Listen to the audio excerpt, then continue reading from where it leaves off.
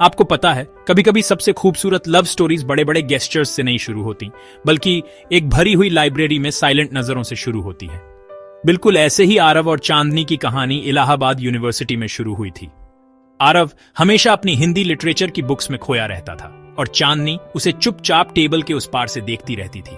उसकी आंखें क्यूरियोसिटी से भरी थीं और शायद, बस शायद, थोड़ी सी एडमायरेशन भी थी। दिन हफ्तों में बदल गए और जो शर्मीली मुस्कान से शुरू हुआ था वो धीरे धीरे पोएट्री, लाइफ और सपनों के बारे में बातचीत में बदल गया। आरव के अल्फाज में एक जादू था जो चांदनी को मुस्कुराने पर मजबूर कर देता था, और चांदनी की हंसी वो धूप थी जिसकी आरव को कभी जरूरत महसूस नहीं हुई थी। उनकी दोस्ती बढ़ती गई, लेकिन प्यार, असली प्यार, चुपचाप लाइनों के बीच ठहरा रहा, अनकहा, और फिर भी इतना साफ। फिर कॉलेज का आखिरी दिन आया। चांदनी ने आरव को एक लेटर दिया। उसमें उसने लिखा था, अगर तुम्हें मुझसे कुछ कहना है तो शाम 6 बजे स्टेशन पर मिलना। मैं अपने सपनों का पीछा करने के लिए दिल्ली जा रही हूं। आरव का दिल तेजी से धड़कने लगा जब उसने वो शब्द पढ़े।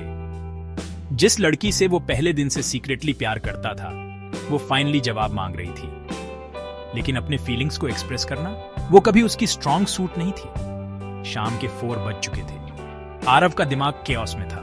क्या उसे जाना चाहिए? क्या होगा अगर वो सिर्फ दोस्तों के तौर पर गुड बाय कहना चाहती हो? क्या होगा अगर वो खुद को बेवकूफ बना ले? लेकिन बड़ा डर ये था, क्या होगा अगर वो उसे जाने दे, और अपनी जिंदगी क्या होता अगर के हॉन्टिंग में बिताए। 5:30 तक आरव ने अपनी बाइक पकड़ी और स्टेशन की तरफ भागा। शहर का ट्रैफिक उसे अपना सबसे बुरा दुश्मन लग रहा था। हर रेड लाइट उसे डेस्टिनी की तरह धीमा करती महसूस हो रही थी। फाइनली 5:55 पर वो भीड़ भाड़ वाले स्टेशन पर पहुंचा। चांदनी को बेताबी से ढूंढ रहा था, और वो वहीं थी, ट्रेन के दरवाजे पर खड़ी।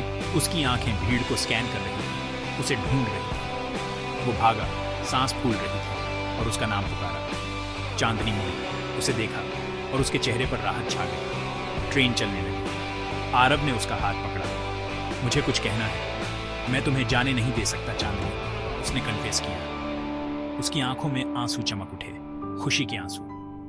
तुमने अपना टाइम लिया, वो धीरे से हंसी। जैसे जैसे ट्रेन ने स्पीड पकड़ी, आरव ने वादा किया, मैं तुम्हें ढूंढने दिल्ली आऊंगा।